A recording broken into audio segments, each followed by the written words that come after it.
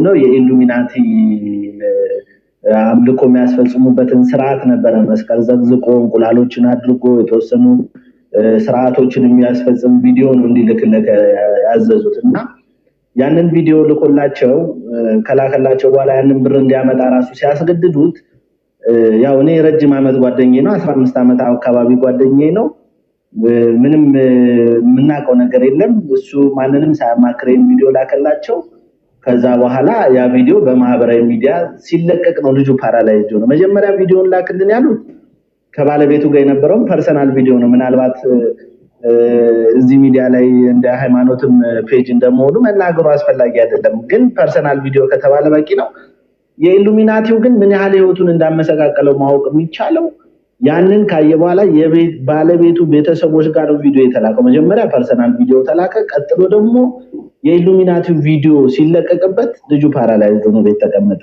እንደነገራችሁ እናትየው ፕሮቴስታንት ነች እዩ ጩፋ ጋር ይዘው ሄዳለች እንግዲህ ነፍሱን ሳያቅ ማለት ነው ከዛ በኋላ ዮናታን ጋር ሄዶ መልካም ወጣት ተምሯል አልፎ ተርፎ በህይወቱ አሁን ላይ እየገጠመ ያለው ነገር ፈለገ እግዚአብሔር ነው ከህይወቱ ሊያስወጣው የሚችል በጣም ብዙ ችግሮች ገጥመውታል ይሄ ነገር የገጠመው ነገር ምንድነው እናቱ ፕሮቴስታንት ነች ከሰዎች ጋር አስተባብረን የተወሰነ ጸበል ሊሄድ ወደ ጊዮርጊስ በርሜል ጊዮርጊስ ሊሄድ ሰዎች የፕሪንት ጌት ሊሸፍኑለት ከዛ በኋላ ደግሞ ለምግብ እዛ ላለው ለተወሰነ ነገር ልጁንም ይዞ ሲሄድ ለምናምን ሰው ያፈላለግንበት ባለንበት ሰዓት ሰማች ይሄ እንግዲህ ኢማጂን ልጁ እንቢ ብሎ ትቶ በስንት እንትን ጸሎት እንዲጀምር አድርጌ ውዳሴ ማርያም እንዲደግም በተቻለው መጠን መዝሙረ ዳዊትን እንዲደግም እየቻለ የማታው እያስተባበርኩ እኔ በመንፈሳዊ ህይወት ተነከርኩ አይደለም እንደሱ ግን ምናልባት ቀጨኔ መድኃኒዓለምን ታውቀዋለህ እዛ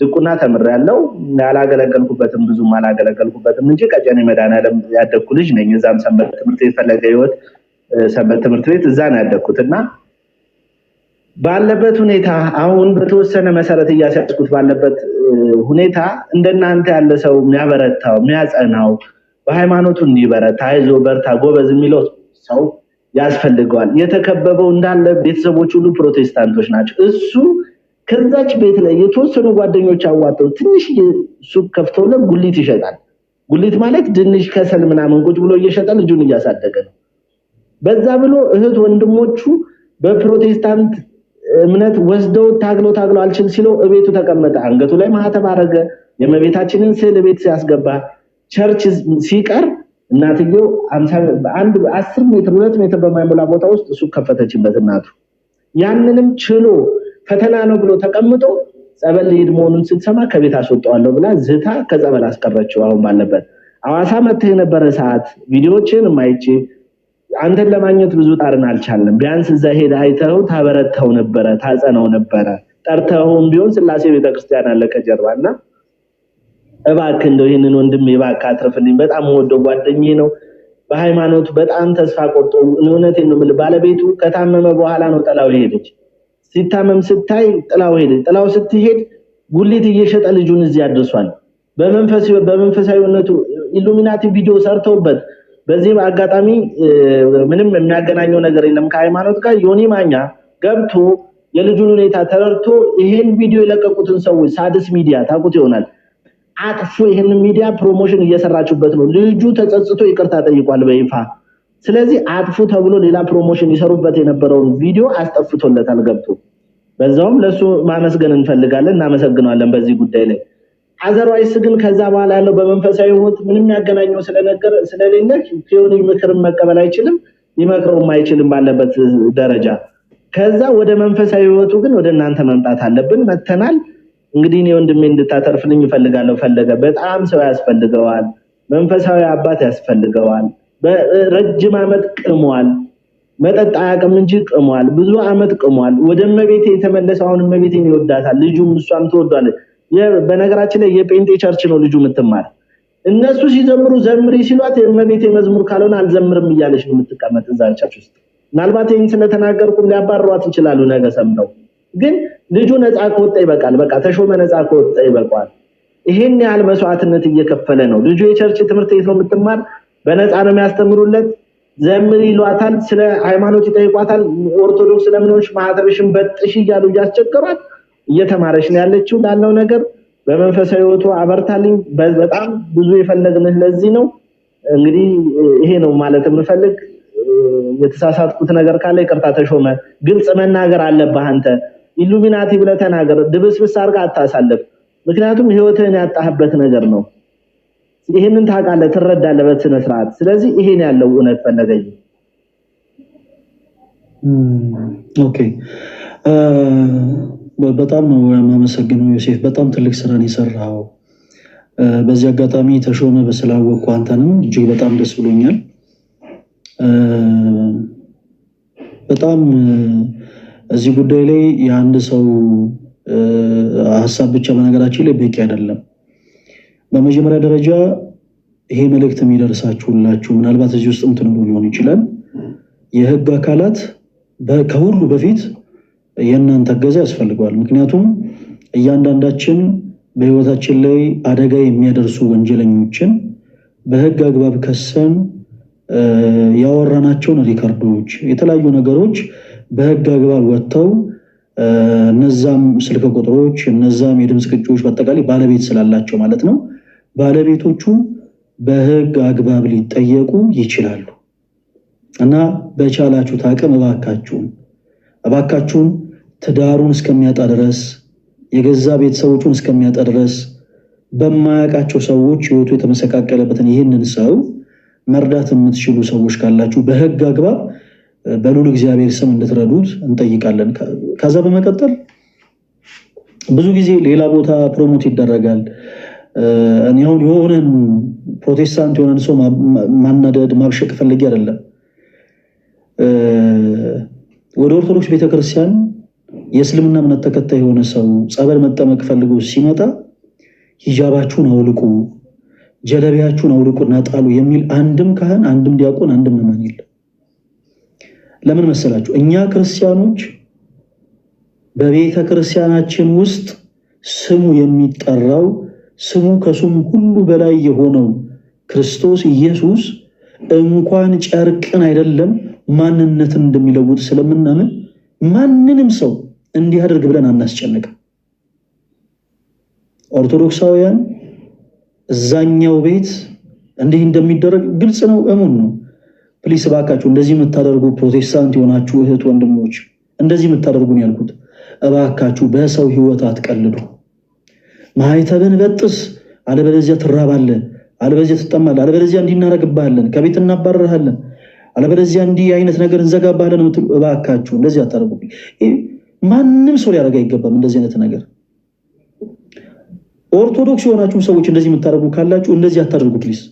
የሆነ ሰው ፕሮቴስታንት ሊሆን ሲል ከቤት እናስወጣሃለን፣ ይሄ የምትበለውን ነገር እናቆማለን፣ እናግድብሃለን፣ የሆነ ነገር ጨቀኑን ጨለማ እናደርግብሃለን ምናምን አትበሉ ባካችሁ። አትበሉ። እንደዚህ የምትሉ ሰዎች ካላችሁ እንደዚህ አትበሉ። ሰዎችን ቤት እንዲያድሩ በመፍቀድ የዕለት እንጀራቸውን በመስጠት አይደለም፣ በክርስቶስ ኢየሱስ እንዲያምኑ የምናደርገው። ሐዋርያት እንደሰበኩት ብርና ወርቅ ሳይዙ ሐዋርያት በዓለም ሁሉ ዞሮ የክርስቶስ ኢየሱስን ወንጌል ሰብከዋል። ስለዚህ እኛም ክርስቶስን የምንሰብክ ሰዎች ከማቴሪያል ወጥተን ቃሉ ላይ ፎከስ ብናደርግ መልካም። ተሺ ወንድማችን የሆነውን ነገር ሁላችሁም ሰምታችኋል። የተፈጠረው ነገር እጅግ በጣም ስላስደነገጠው ሰውነቱ ፓራላይዝ እስከመሆን ድረስ ደርሷል። ኦኬ፣ ፓራላይዝ እስከመሆን ድረስ ደርሷል። አንዲት ሴት ልጅ ብቻ ነች ያለችው። ይሄንን ወንድማችንን ልንረዳው አይገባም? ክርስቲያኖች ልንረዳው ይገባል። በመጀመሪያ ደረጃ ተሺ በቻልኩ አቅም እኔ በእምነትህ እንድትጸና እጅግ በጣም በጣም በጣም በጣም እመክራለሁ። ሲቀጥል ሰው እንደ እምነቱ ይፈወሳል። ሰው እንደ እምነቱ ፈውስን ያገኛል። ማቴዎስ ወንጌል ምዕራፍ 9 ላይ ያች የክርስቶስ ኢየሱስን የልብሱን ዘርፍ የነካችው ሴት የልብሱን ዘርፍ ነክታ የዳነችው በነጋችን ላይ ጨርቁን ስለነካች ነው እንዴ? ተወዳጆች ጨርቁን ስለነካች ነው እንዴ? መልሱልኝ። ጨርቁን ስለነካች ነው? አይደለም። ጨርቁን ስለነካች ሳይሆን በእምነት ጨርቁን ስለነካች ነው። እንዲሁ ጨርቁን ስለነካች ብቻ ተፈወሰች። እንዲሁም ጨርቁ የነካቸው ብዙዎች ነበሩ። ምክንያቱም ጌታችን ኢየሱስ የነበረበት ቦታ በራሱ የገበያ ቦታ ነበረ። እንዲሁ ዝም ብላችሁ ጸበል ቦታ ሄዳችሁ ጸበል የምትጠመቁ ሰዎች ፕሊስ አትልፉ ባካችሁ። እንዲሁ ዝም ብላችሁ ገዳም ስለጨነቃችሁ እንትን ልሂድ ብላችሁ የምትሄዱ ሰዎች በመጀመሪያ የሚቀድም ነገር አለ። ያ ደግሞ በእምነት መጓዝ። በቃ የሆነ ገዳም ልሂድ እግዚአብሔር አምላክ ፈውስን ይሰጠኛል ብላችሁ አምናችሁ ተጓዙ። ወደ ክርስቶስ መቅደስ ልቅረብ ክርስቶስ በካህናቱ በኩል አድሮ ይፈውሰኛል ብላችሁ አምናችሁ ቅረቡ። ማቴዎስ 9 ላይ የነበረችው ያቺ ሴት 12 ዓመት ነው ደም ሲፈሳት የነበረችው። 12 ዓመት ኢማጂን፣ 12 ዓመት ሳይቋረጥ ደም መፍሰስ ማለት በጣም ከባድ ነገር። 12 ዓመት ደም ሲፈሳት የነበረች ያቺ ሴት በእምነት ነው ወደ ክርስቶስ ኢየሱስ የቀረበችው፣ በእምነት። እናም የቀሚሱን ጫፍ ነካች፣ የልብሱን ዘርፍ በነካች ጊዜ ክርስቶስ ኃይል ከኔ ወጥቷል አለ። እናም ወደ እርሷ ዘወር ብሎ በጣም ደስ የሚል ቃልን ተናገራት። ልጄ ሆይ እምነትሽ አድኖሻል አላት። ክርስቶስ ፍጹም እምነት ይኖር። በእምነት ደግሞ ወደ መቅደሱ እንድትጠጋ ፈልጋለሁ። እንዴት እናደርጋለን? ሁሉም ነገር ሚዲያ ላይ አይወራም። ዮሴፍም ተሼም ሁሉም ነገር ሚዲያ ላይ አይወራም። ስለዚህ በማማይ በኩል ስልክ ቁጥራችሁን አስቀምጡልኝና ሌላ መንፈሳዊ ማድረግ ያለብህን ነገር ተሼ በቻልነው አቅም በስልክ ለመውረድ እንሞክራለን። እዚህ ውስጥ ያላችሁ ኦርቶዶክሳዊ የሆናችሁ እህቶች ወንድሞች፣ ፕሮቴስታንት የሆናችሁ እህቶች ወንድሞች፣ የእስልምና እምነት ተከታይ የሆናችሁ እህቶች ወንድሞች፣ የካቶሊክ እምነት ተከታይ የሆናችሁ እህቶች ወንድሞች፣ የጆባ ዊትነስ፣ የአድቬንቲስት፣ የኦኔሊሰስ እምነት ተከታይ የሆናችሁ እህቶች ወንድሞች፣ ሰውን ለመርዳት ሰው መሆን በቂ ነው እና ይሄንን ወንድማችንን እባካችሁ ሁላችሁም እርዱት። ሁላችሁም በቻላችሁት አቅም እርዱት። በቻላችሁት አቅም ይሄ ሰው እርዳታ ይፈልጋልና ቢቻል እርዳታን መስጠት የሚችሉ ሰዎች ጋር የእሱ ጉዳይ ይደርስ ዘንድ ክርስቲያን የግዴታችሁን ተወጡ። ሁላችሁም ወንድማችንን መርዳት የምትችሉ በውስጥ መስመሪያው ተሾመ በሚለው አካውንት እየገባችሁ ልንረዳ እንፈልጋለን እያላችሁ መልእክት አስቀምጡለት። በቻላችሁት አቅም እርዱት። በሌላው ጉዳይ ግን ቅድም እንዳልኩት ዮሴፍ እና ተሼ በማማይ በኩል ቁጥራችሁን አስቀምጡልኝ። በፐብሊክ ደረጃ ያው ቁጥር ስለማልሰጥ ማለት ነው። እና ምን ማድረግ እንዳለበት ተሼ አንዳንድ ነገሮችን እነግርሃለሁ።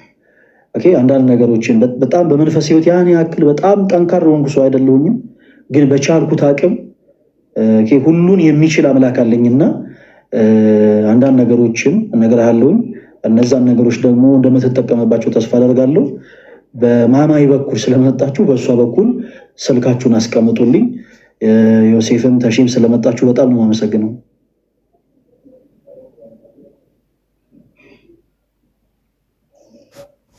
ማይካችሁ ሚት ነው።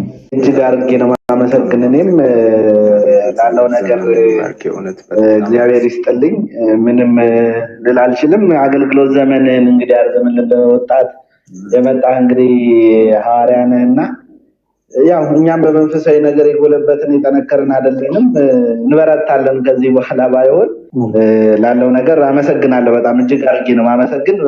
ማማይ ውስጥ አስቀምጥልሻለሁ ስልክሽን። ተሾመ የምታመሰግነው ካለ እንግዲህ አመስግናቸው። አመሰግናለሁ።